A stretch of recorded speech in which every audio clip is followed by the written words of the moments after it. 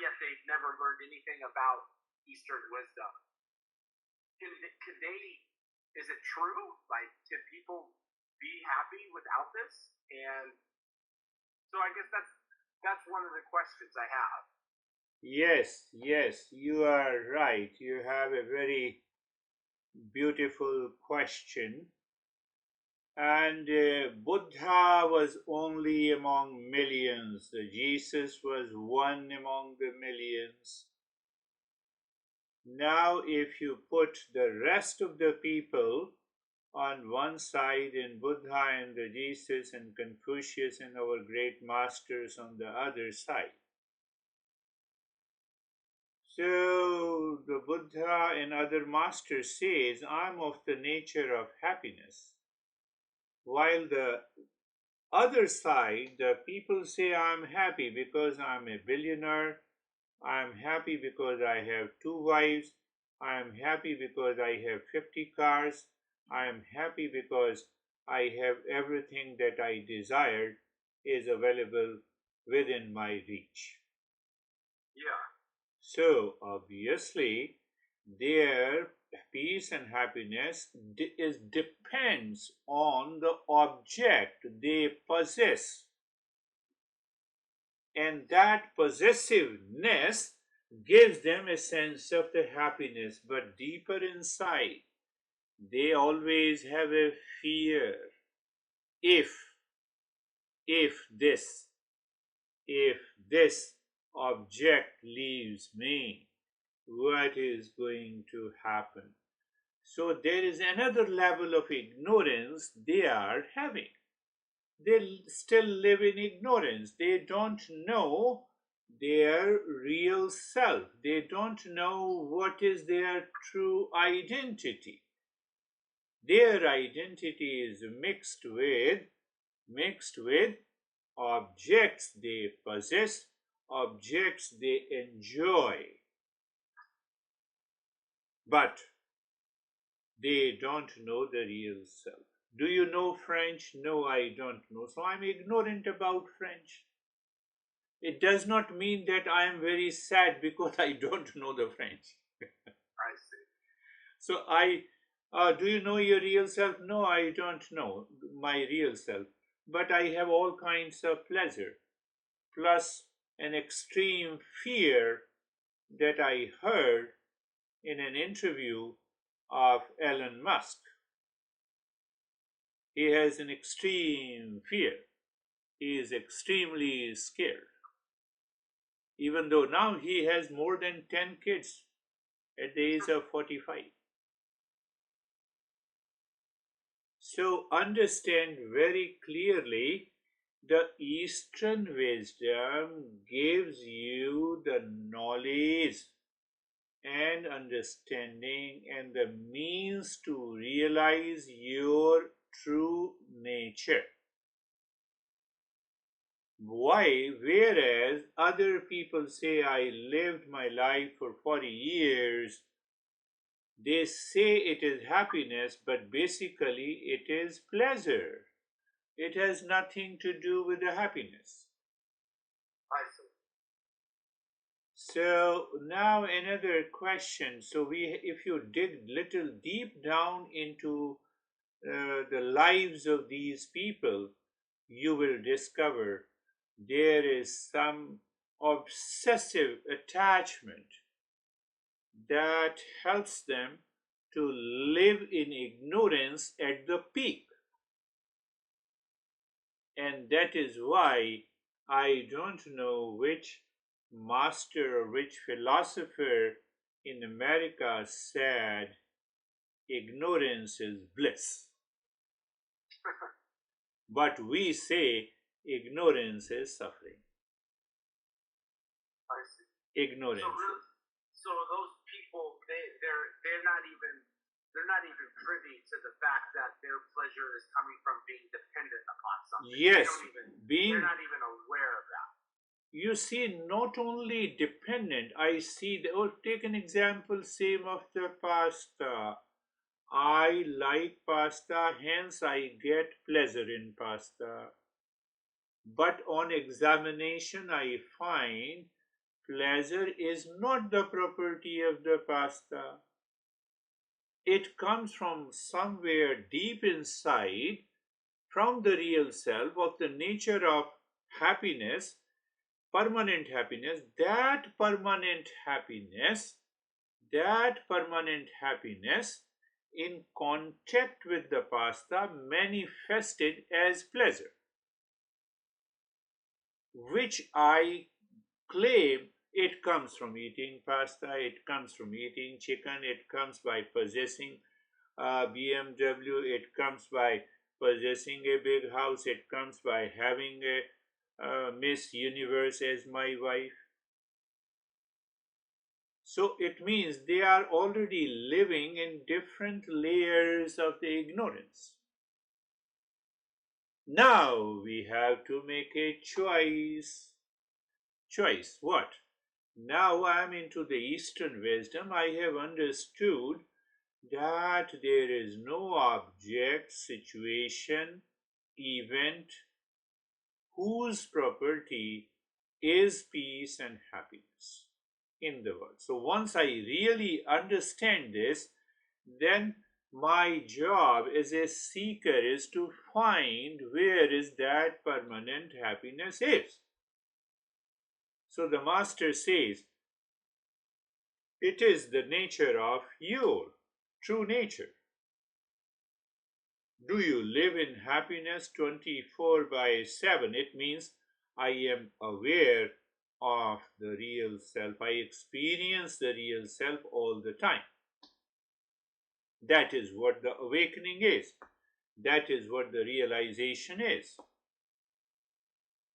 So you are beyond the body and the mind complex. So you have transcended the body mind complex. You have raised a wonderful topic we have to understand again in a different way. I have a few more questions. Okay. I know that I'm sure that you had a plan for today's lesson, but I think sometimes it's important. Like yes, go ahead. Okay, so is it I'm this 35-year-old single guy with a really good life, and I'm not this mother of three that works two jobs that's so busy. Is it easier for me to find the real self and to do this work compared to someone else maybe that's homeless or that has 5 kids, and like am I just like this, I don't know how to say it, but it just feels like, am I this privileged person that, like, is it easier to find the real self because of my life situation than somebody else? I guess is what I want to ask you. Like, is it like a privilege? Like, is it I assume you're not working with people that are poor, that don't have, any money, that have 10 kids, that don't have time for this. Like, I have time for this. So am I just this privileged white kid trying to learn Eastern wisdom? Beautifully said. Answer is big yes with a caveat. What is that caveat? Caveat is that am I a seeker? That is more important than having all the facilities available for me to discover my real self. I can be a seeker living in very abject condition, like the Rumi of India, whose name is Kabir, a great mystic.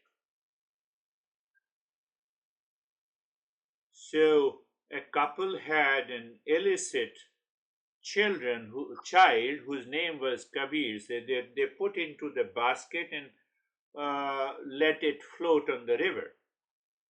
So that basket went into the other bank of the river, where the weaver couple living in abject poverty found this boy, and they started nurturing them.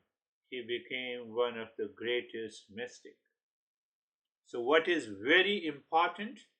First thing, that do I have that burning and intense desire?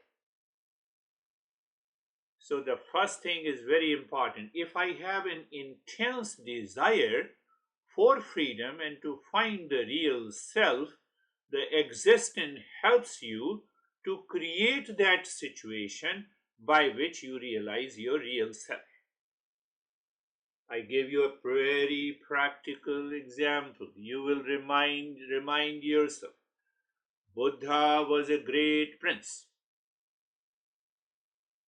of a great kingdom. His father said, get married. He got married. He had a kid. And still the burning desire was in his mind. In one midnight, he said, bye bye, honey. Bye bye, kid. I'm going to find that the right purpose of my life. He left the kingdom. You see the situation. Situation was so conducive, but his dad said, forget about this meditation and other stuff. You are a prince. You have to be a king of this kingdom.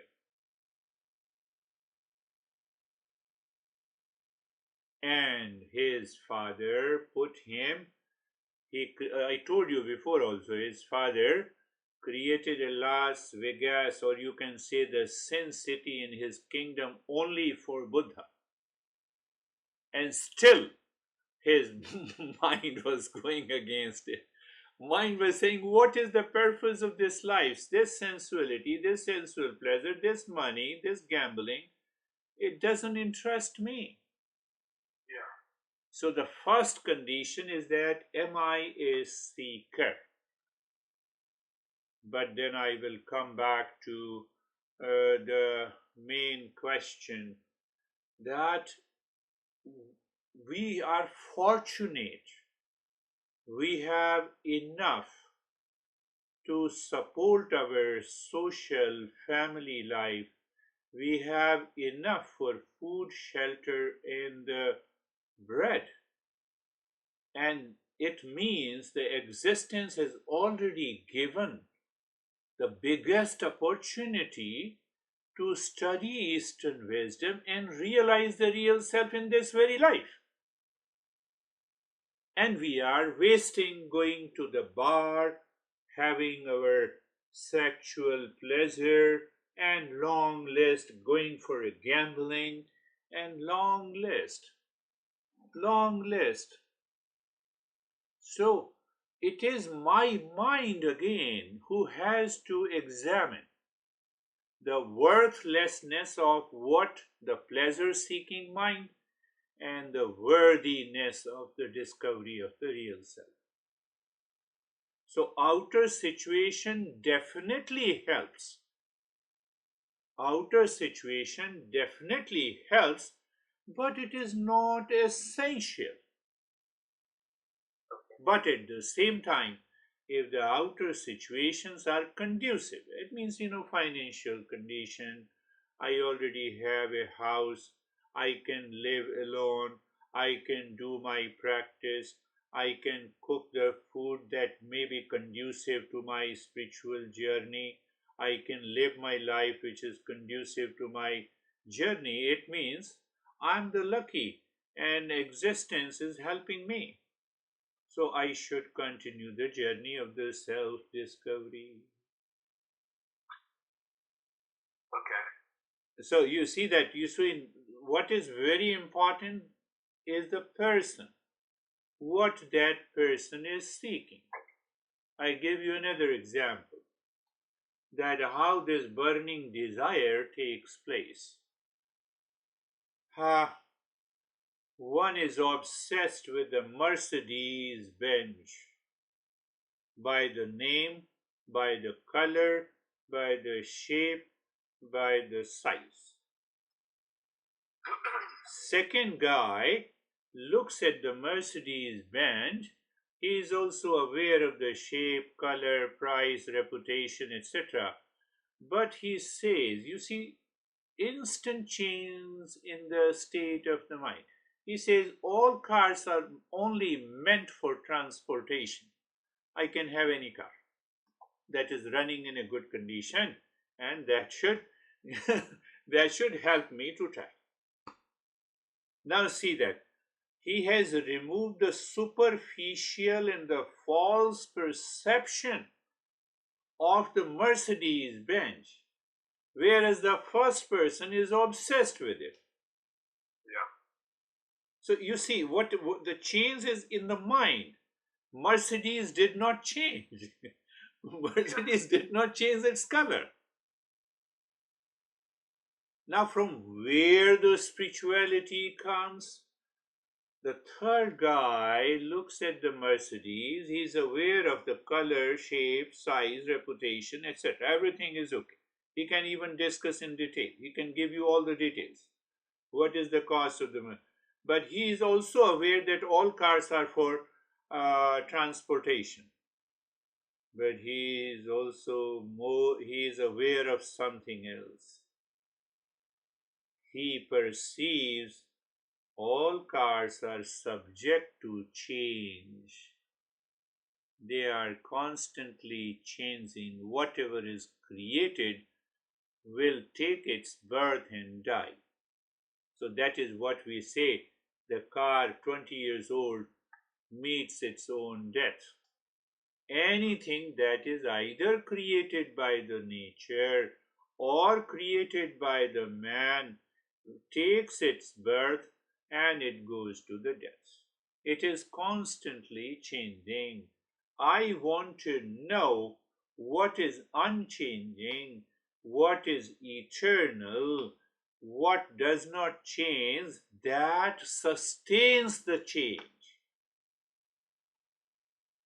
So, what is uncreated? What is all pervading? Is this I am? If that is I am, then why should I keep on clinging to my body mind complex, which has been created by my parents, and anything that is created will have to leave? So now the third person is a great seeker. He is he has an intense desire for what is uncreated, what is eternal, what is all pervading, what is not subject to change. So you see that these three people are living in the same society. Think of that they are living in the same community. Think of that they are going to the same Mercedes dealer, but their perception is totally different. The third person who is happy, whether he has the Mercedes or he doesn't have, his happiness is independent of the outer object and possessions. Second guy is little affected, but not too much. But the first guy is always crazy. He is obsessed. So he buys the Mercedes. 1 month passes. Email. He receives the email. Come on, you have to pay $1,200 a month, and then he gets upset. He is into anxiety. No, $1,200 is, I have driven this car only 50 miles this month. Now see, first anticipation of pleasure by possessing it, and then you are frustrated. That is what happens to a material person who claims I am living my life in pleasure. I met a psychiatrist in New Jersey. I'm in still New Jersey. I'm speaking from New Jersey. So he has three centers. Two centers in New York Upstate and one center in Manhattan. You can very well imagine. He manages. He he pays he pays more than 50 psychotherapists in all, including all the three clinics. So he is a big guy. Yeah. So he took me to his house, and then I saw three Mercedes in a row.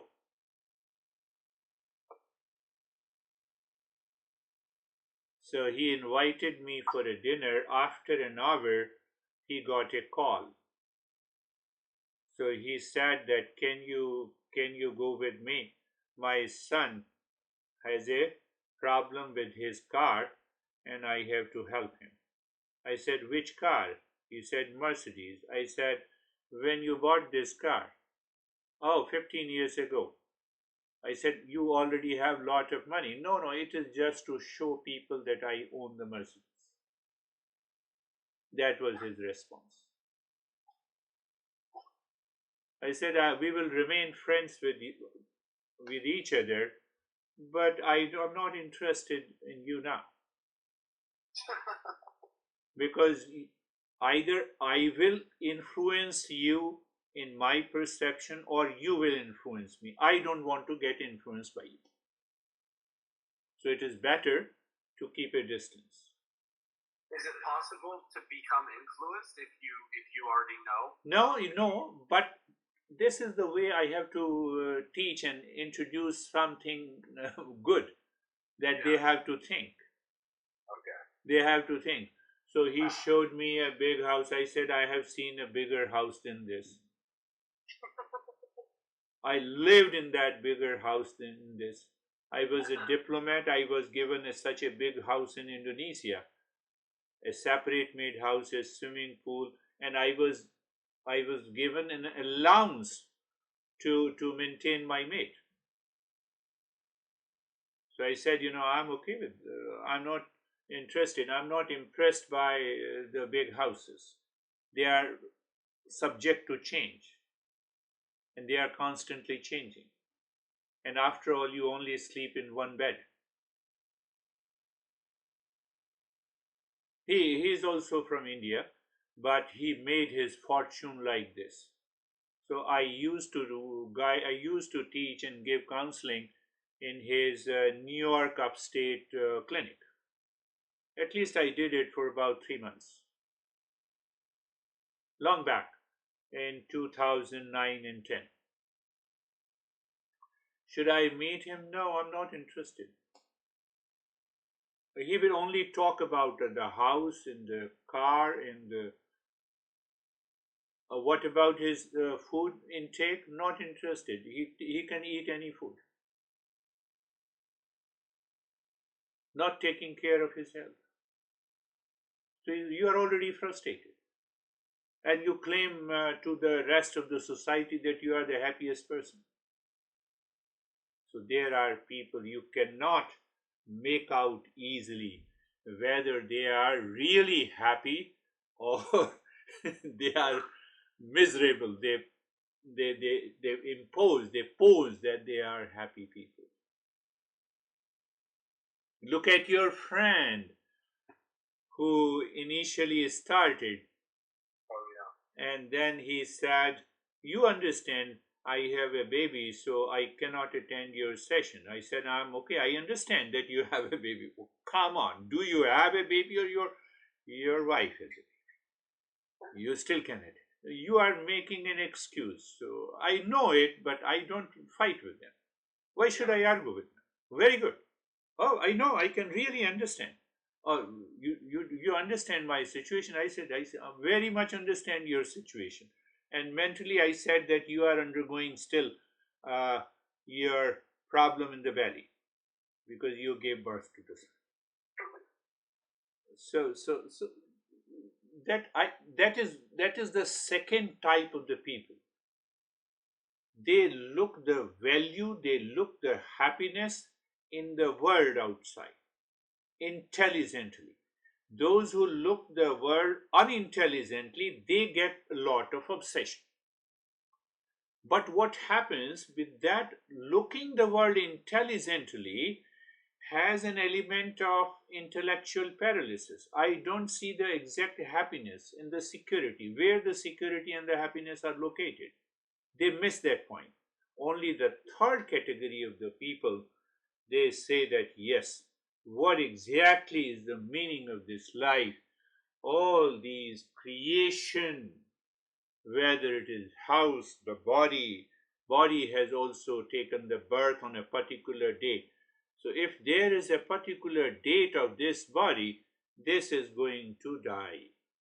That is the law of the universe.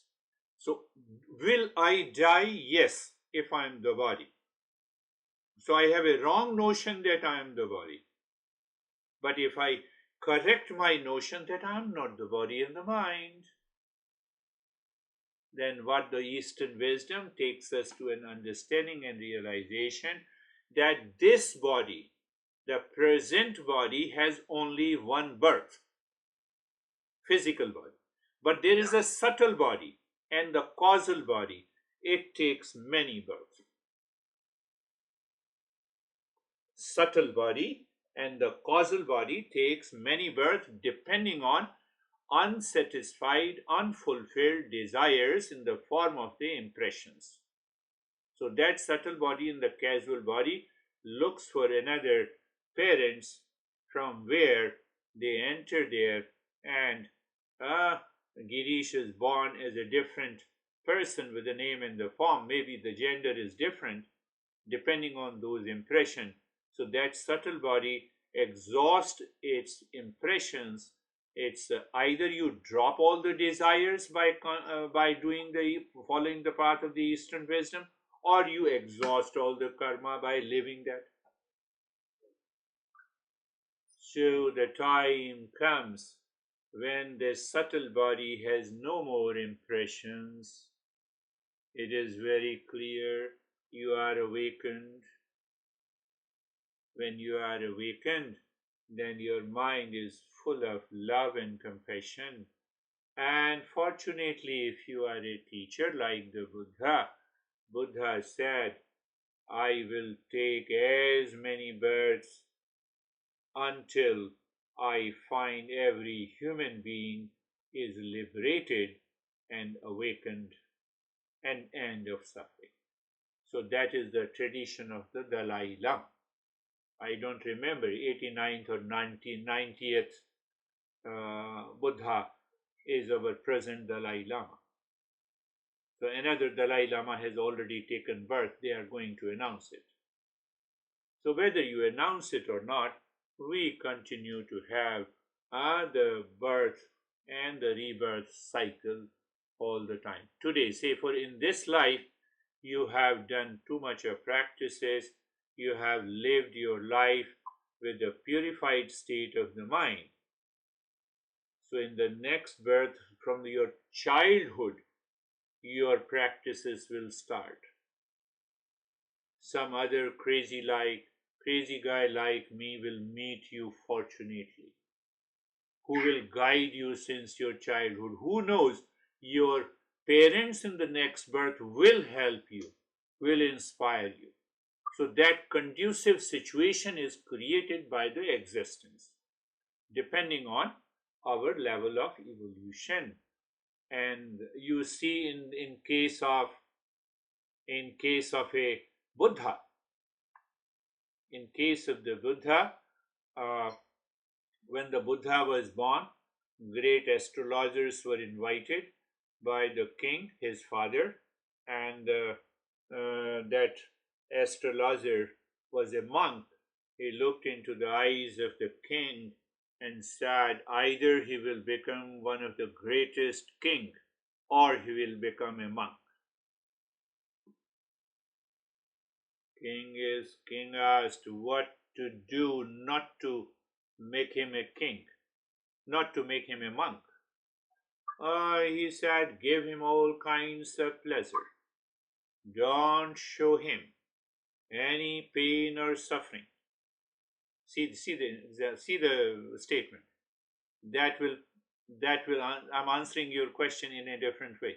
How many people say me 40 years I'm living a happy life? Don't show him any pain, pleasure, any pain, any suffering. So he created, that is what I said. He created Las Vegas in his kingdom, where the beautiful young girls were there young servants were there. They were all taking care of them, and but existence shows its own way. Have you heard about it? Existence shows. So Buddha said, I have been here for so many years. Now I want to visit my kingdom. Until the age of 21 or 22 years, he did not know what the death of the body is.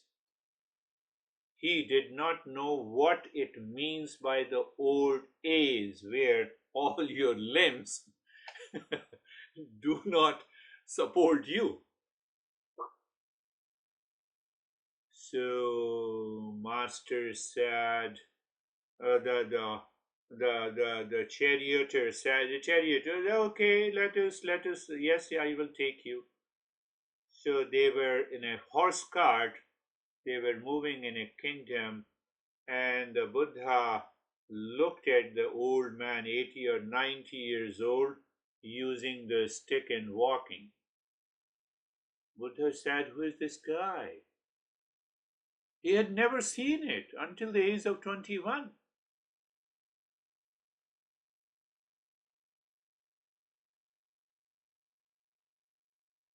So the charioteer said, I was not allowed to say anything as per the order of your father, but I cannot stop saying, this is going to happen to everyone. Or this is going to happen to me also, yes. I will also become old like this, yes. I will also use the stick like this, yes. The intensity, now his past impressions awakened. If this is the life I live, this life, this is not the life I want to live. If I have to become old and walk like this, I have to find the purpose of my life. Yes, and the horse cart continues the journey to his kingdom, and he saw the dead body. Lot of people were crying, and a dead body was going to a cremation ground. He asked, what is this? Why is lying down? No, he is not lying down, he is dead. Oh, if that is the fate of the human life, why I have been enjoying those pleasures for so many years? And then he recalled that, yes, my father asked the ministers to create a Las Vegas, and no, now I understand. He kept me in darkness. And then he started searching while living in the kingdom. His dad said, now is the right time. Now he has already seen these two things, and he will be frustrated. He will become a monk, get him married. He married, so he had a son. Name is Rahul.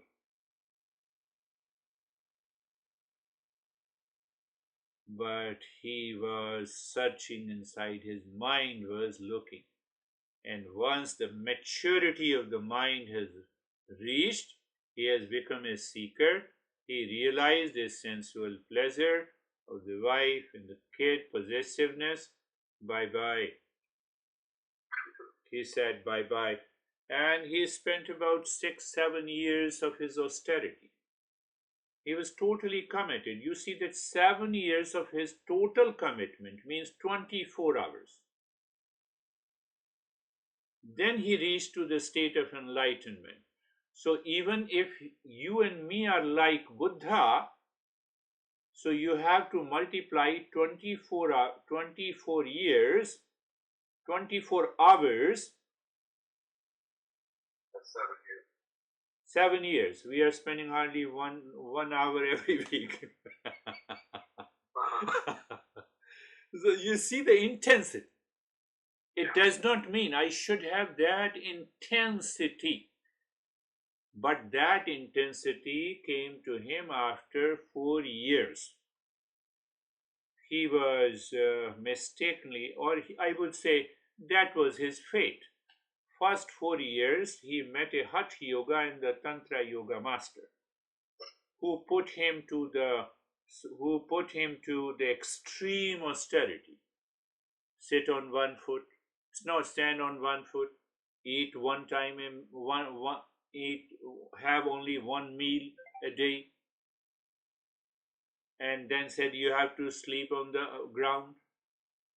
He did it for 3 years. He was reduced to skeleton. But his intensity, he was a seeker. He followed the teachings of his master as it is. So there were about 7 or 8, if I remember, if I'm not mistaken. There were 7 more. 7 of his friends were also there. They were also doing the same. Then what happened? So one day he did all the kinds of penance and austerity, he did all the postures for years together. He was only one meal away. He took one meal and he was sitting under a tree, and his mind said, I am calm and relaxed. How come? Did this calmness and relaxation came from practicing those 50 postures, or taking only one meal, or sleeping on the ground? Or is that calmness coming from inside, which is independent? That is what the revelation takes place if we are an intense seeker. Yes, you're asking a wise questions. Even those questions comes from the contemplation and reflection. So now then he enjoyed. Okay, he said, now it is done. This crazy guru has taught me a lot of things that now I need another guru. So now in the meantime, existence will definitely support you in a different ways, many different ways. It will help you meet a person, it will help you create a situation, it will help you put in a particular place or a country or a county with people. Existence is always helping those people who are great seekers. So a beautiful woman with a dessert made from the rice and the milk. We love that dessert. It's an Indian dessert with the sugar. Now see, there was a strict instruction to all the students from this Tantra master, only one meal a day, not to talk to opposite sex, not to look at. So all these 6 of his colleagues and their friends were crazy. So the women offered, I'm offering you dessert, can you? No, no, no. All the 6 said no. Then she came to the Buddha. Buddha was calm and fully aware. He said, would you accept? Yes, I will accept. He accepted that because of that revelation. And he accepted that. And then what happened? Then all the 6 complained against the Buddha to the master.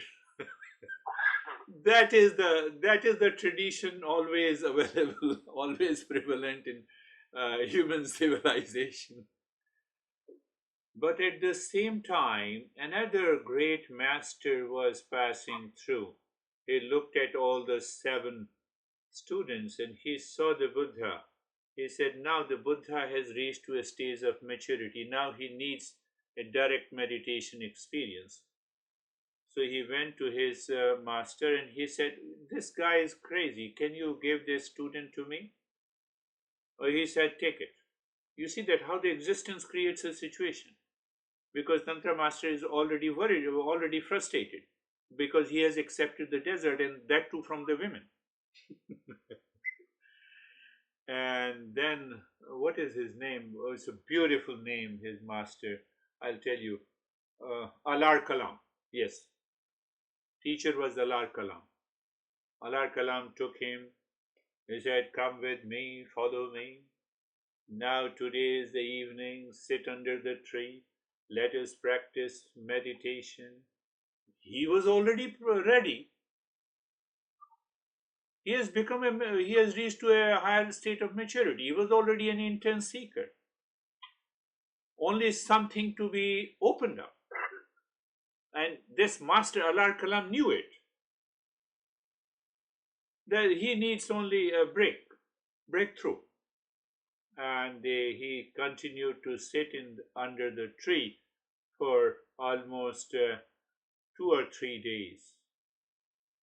In India, we say that it is the same tree still existing after 2500 years. Wow. There is a special tree which has a life for more than 2000 years, and they are found in abundance. Or it may be a mythological story, whatever it is. And there he got enlightenment, or what we say, he awakened. So 2 or 3 days he was into meditation. It does not mean that there was no thought. He was contemplating and reflecting. He looked back his entire life. He looked back to all the kinds of the pleasures that he had in the kingdom. He looked back and he understood the entire process of his awakening. He opened up. Allah Kalam has already left. Allah Kalam said that now he is going to awaken, so I have to do nothing.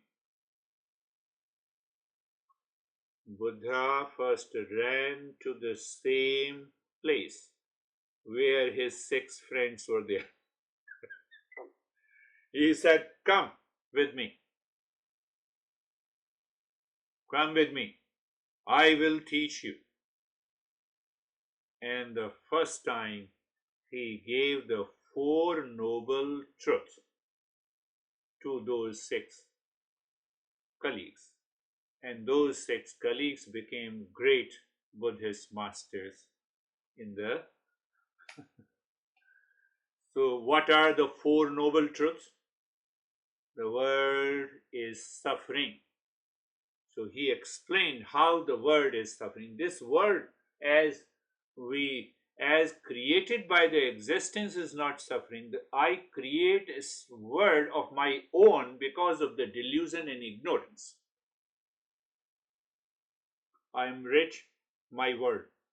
I am poor, that is also my world. I love my honey, that is why I am happy. That is also I created my world. I am suffering, that is also my world. So self-created world is suffering. And then he said there is a cause of suffering, that is ignorance. Then he said there is a state which is absence of suffering. How to achieve that? By following the Eightfold Path. That is why in Buddha we say there is an Eightfold Noble Path. Huh? So in the Eightfold Noble Path, the first is the right knowledge. For the right knowledge, you have to listen to the teacher. Whether you become bored or you don't become bored, you have to continue to listen. Why? Because your mind has to accept it.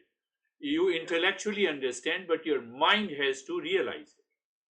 It takes time. So first he said the right knowledge. So then he said the right knowledge, that was the first noble path. Then he said the right livelihood. So right livelihood means that I should not earn my livelihood by wrong and false means, by crime, etc., etc., because it will purify. It will make my mind impure. That was the second path. Third path is the right thought. Fourth is the right speech. Fifth is the right action. Fifth path. Then the right livelihood, yes. Right action, right effort is the sixth. What is the seventh one? Mindfulness practice. What is the eighth? The highest mindfulness. So first the 4 noble truth, Eightfold Noble Path, and you can reach to the same state of awakening.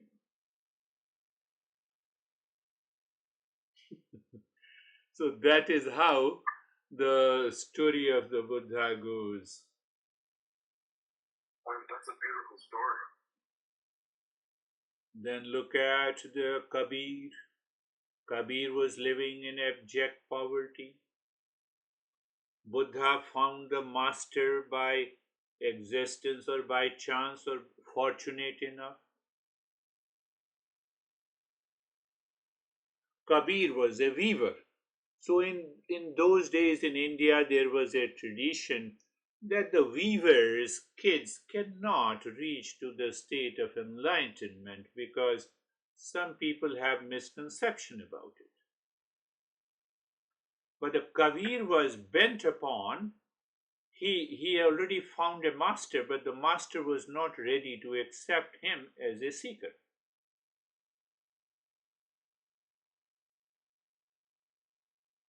So that master, master continues to have some level of endurance in their life. They don't reveal it normally.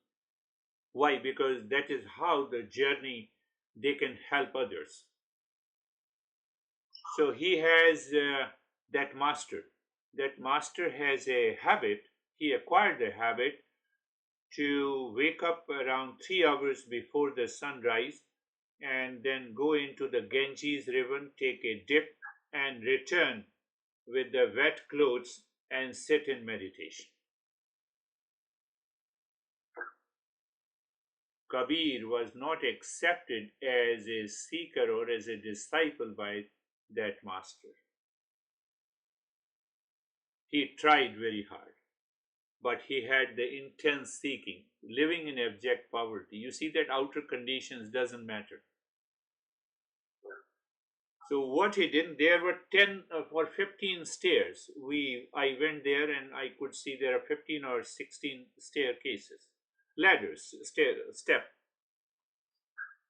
So when the master went into the Ganges river to take a dip, he lied down on the staircase. And now the master is returning,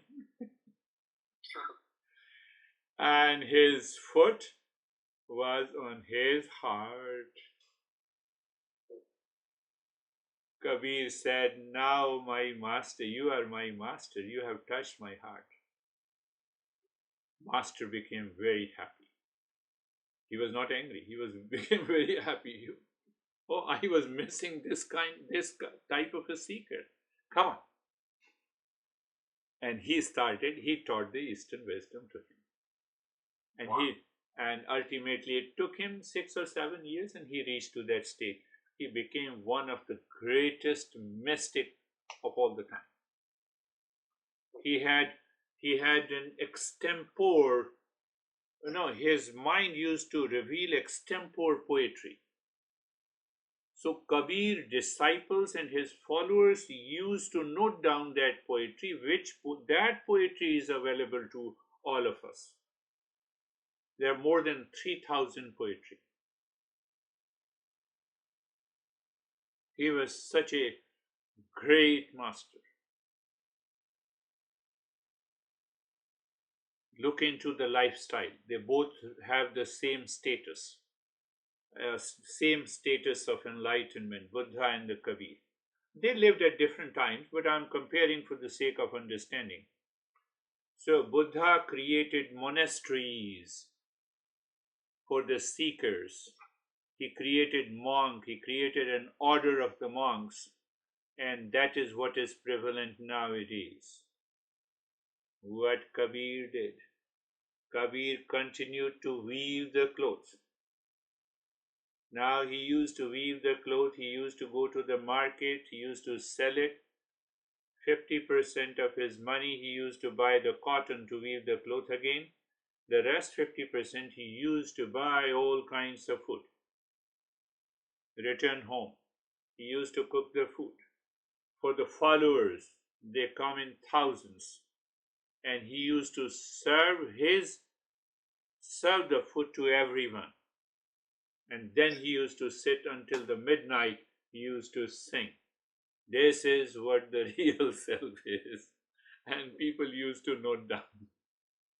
Look at the contrast. Buddha belonged to that, was a prince, so he had to work like a prince even after becoming a monk. So he created monasteries. And Kabir monastery was wherever he sits, it is his monastery. And so, in when we compare, you will find out that Kabir was much greater, much greater than the Buddha. No sense of dependence, even on big monasteries and monkhood and disciples. He was totally independent, totally free, all the time free. And we will talk about his son. His son was Kamal. Kamal means extraordinary.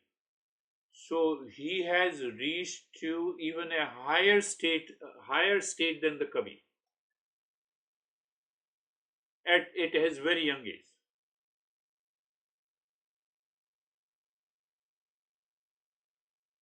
And Kabir met all the great masters of his time, and everyone appreciated. No, we cannot find the master like this.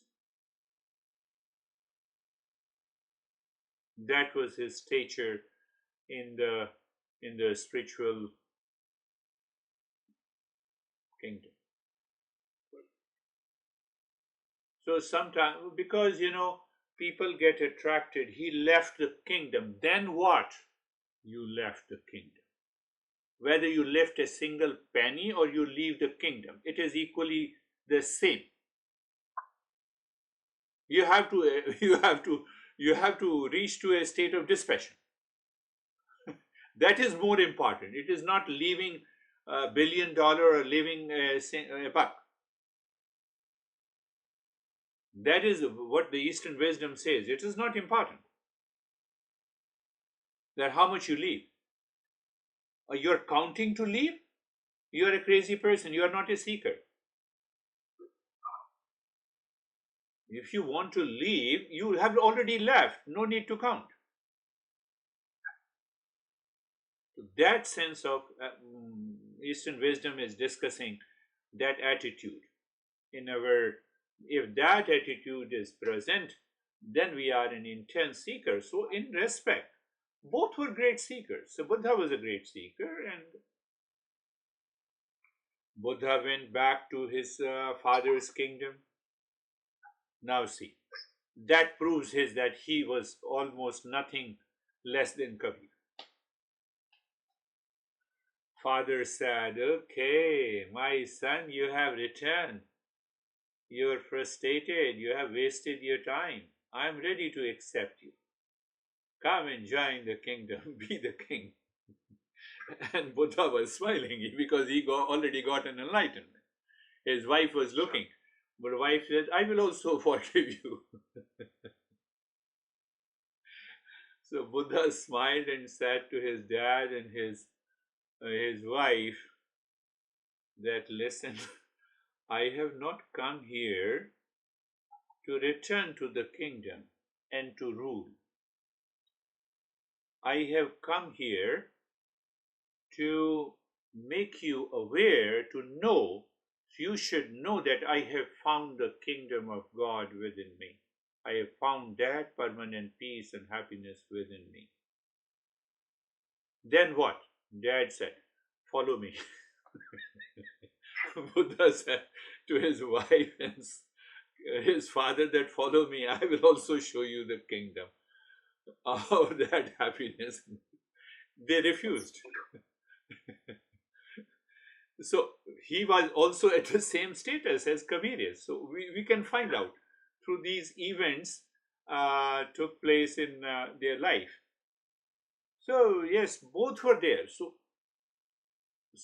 I extended that answer. No outer situation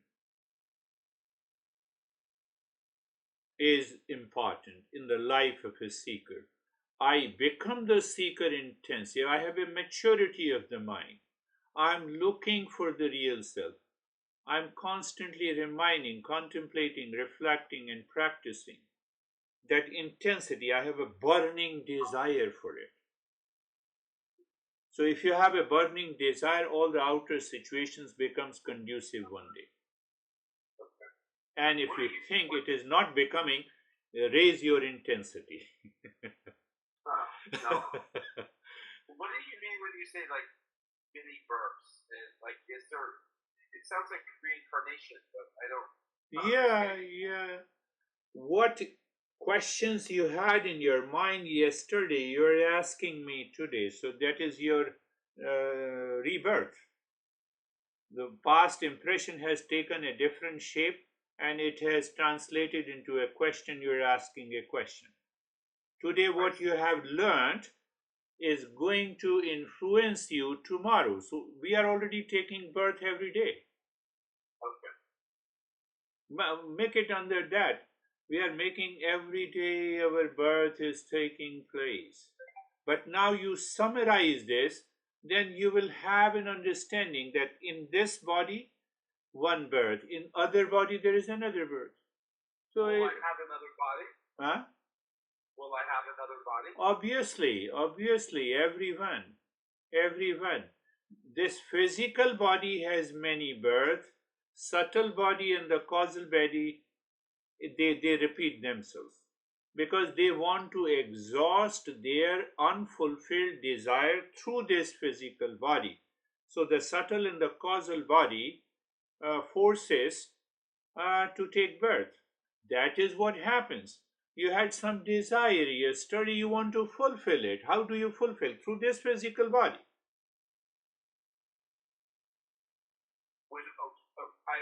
When this body dies, Then the subtle body carries forward